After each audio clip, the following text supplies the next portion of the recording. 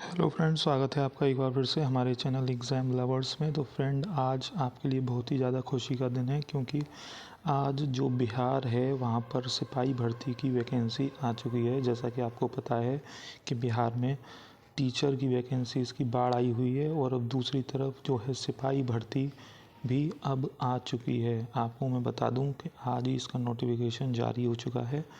और देखिए, जो आपका आवेदन है वह 18 मार्च यानी कि 18 तारीख से आपका आवेदन शुरू हो जाएगा, जो कि 18 अप्रैल तक चलेगा, यानी कि 1 महीने तक आपके आवेदन लिए जाएंगे। ठीक है, अब हम बात कर लेते हैं कि इसमें कुल मिला के कितनी भर्तियां हैं।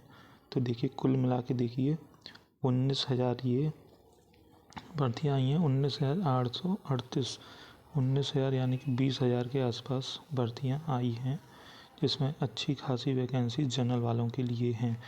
तो अगर आप इसके योग्य हैं तो आप इसमें ज़रूर भरिएगा। बहुत ही अच्छा चांस है उन लोगों के लिए जो यूपी पुलिस में इस बार जो भर्ती आई थी 60,000 उसमें रह गए हैं। ठीक है, तो हम एक बार नज़र डाल लेते हैं कि इस वैकेंसी में क्या है क्या नहीं है। देखिए, अगर आप दूसरे राज्य के नागरिक हैं तो आपको 7,000 यहाँ पर और 2,000 यहाँ पर, यानी कि 10,000 भर्ती में बैठने का आराम से मौका मिलेगा।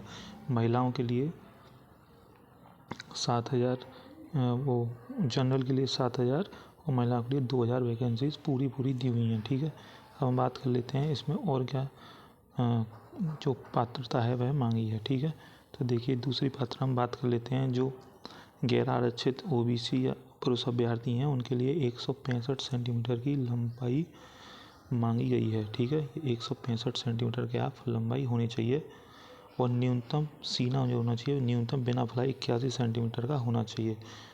81 सेंटीमीटर का आपका सीना होना चाहिए, जो कि 86 सेंटीमीटर तक फूलना चाहिए, यानी कि 5 सेंटीमीटर का फुलाव भी अनिवार्य है। ठीक है, उसके बाद हम बात कर लेते हैं महिलाओं की। तो महिलाओं के लिए 48 किलोग्राम का वजन होना आवश्यक है। इससे ज़्यादा भी हो सकता है लेकिन कम नहीं होना चाहिए। शैक्षिक अर्हता हम बात करें, शैक्षणिक अर्हता में आपका 12 मांगा गया है। 12th क्वालिफिकेशन आपकी मिनिमम होनी चाहिए। अब सबसे बड़ी बात आती है, वो आती है उम्र सीमा की। देखिए, उम्र सीमा इसमें जो बताई गई है वह बताई गई है 18 वर्ष से 25 वर्ष तक की आयु के ही फॉर्म भर सकते हैं। अगर आपकी उम्र 25 साल तक है तो आप इसके लिए आवेदन कर सकते हैं। जनरल की मैं बात कर रहा हूँ, वहीं अन्य पिछड़ा वर्ग की आप 2 साल ऐड कर लीजिए। ठीक है, इस तरह से आयु सीमा में छूट दी गई है, आप इसमें देख लेंगे। तो ये बहुत ही अच्छी वैकेंसी है और हम आगे बढ़ते हैं और जानते हैं इसमें और क्या क्या आएगा। देखिए, जो मैं आपको बात कर रहा था कि जो इसमें चयन प्रक्रिया होगी वह क्या होने वाली है। तो देखिए, चयन प्रक्रिया सबसे बड़ी बनी हुई है कि इसमें आएगा क्या, पूछा गया। तो देखिए, प्रथम चरण में आपकी लिखित परीक्षा होगी।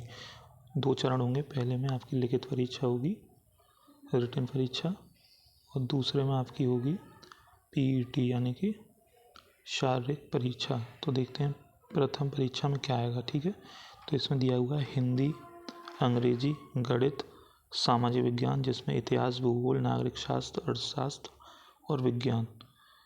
इसके अलावा सामान्य ज्ञान एवं समसामयिक मामले से संबंधित वस्तुनिष्ठ प्रश्न होंगे, यानी कि ऑब्जेक्टिव टाइप क्वेश्चन आएंगे। परीक्षा अंक 100 अंकों की होगी, 100 मार्क्स होंगे और 100 ही आपके क्वेश्चंस होंगे। ठीक है, और आपको जो इसमें करने होंगे वे लिखित परीक्षा में 30% से कम अंक, 30% आपको अंक लाने ही होंगे। यह आप बहुत ध्यान से सुनिएगा।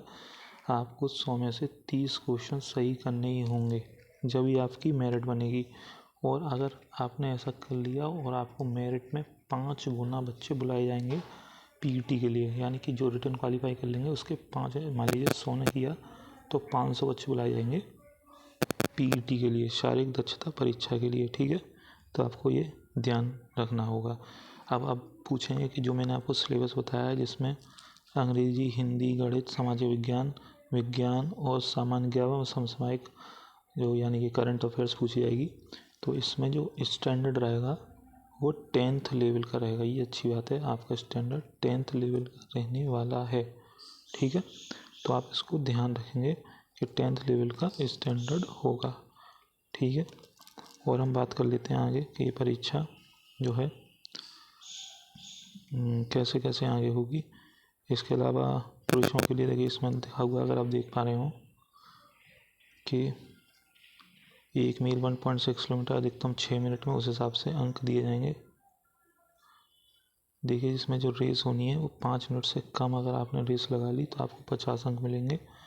अगर आपने 5 मिनट से 6 मिनट 20 सेकंड में लगाई, 5 मिनट 20 सेकंड में, तो आपको 40 अंक मिलेंगे। इस तरह से निर्धारित किए गए हैं, ठीक है। यानी कि आप जितनी जल्दी रेस लगा लेंगे उतने आपको अंक मिलेंगे और वह अंक इस परीक्षा में जोड़े जाएंगे जो आपकी PT 1 होगी। इसके अलावा ये बात हुई हमने कर ली दौड़ की। उसके बाद इसमें गोला फेंक होगा। गोला फेंक के 25 अंक होंगे, ठीक है। अगर आपने 16 से 17 फीट गोला फेंका तो आपको 9 अंक मिलेंगे। अगर आपने सबसे ज़्यादा या 20 फीट से ज़्यादा गोला फेंका तो आपको 25 अंक मैक्सिमम दिए जाएंगे, ठीक है। अगर आपने 20 फीट से ज़्यादा गोला फेंक दिया तो आपको 25 अंक दिए जाएंगे। वहीं ऊंची कूद की बात कर लेते हैं। ऊंची कूद के लिए भी 25 अंक है। अगर आप 5 फीट से ज़्यादा कूद लिए तो आपको 25 अंक दिए जाएंगे, ठीक है। और तृतीय चरण इसमें जो है वह दस्तावेज आपको मालूम है डॉक्यूमेंट वेरिफिकेशन का होगा, वह भी जल्दी होगा। जैसे आपको मालूम है कि बिहार में जिस तरह से वैकेंसी जल्दी जल्दी आ रही हैं और रिजल्ट भी उसके जल्दी जल्दी आ रहे हैं, तो इस साल के अंत तक आते आते आपकी ये सब परीक्षाएं ख़त्म हो जाएंगी। तीनों स्टेज आपकी पूरी हो जाएंगी और आपका परिणाम दिवाली तक पूरी उम्मीदें आ जाएगा, ठीक है। तो आप बिल्कुल तैयार रहिए। जो जो लोग इस तरह की कैटेगरी में आते हैं वे फॉर्म को ज़रूर भरिए। साथ ही अगर आपका कोई और प्रश्न हो तो वो हमसे पूछ सकते हैं, हम आपको उसका उत्तर भी अपने कमेंट सेक्शन में ज़रूर देंगे, ठीक है। और अगर आप वेतन पूछें तो उसका वेतन लेवल 3 है, यानी कि 21,700 से 59,100, यानी आपको करीब 35,000 के आसपास सैलरी मिलेगी, फर्स्ट सैलरी जो होगी, ठीक है। तो आप इस बात से निश्चिंत रहें, अच्छी परीक्षा है। आप बिल्कुल तैयारी में लग जाइए।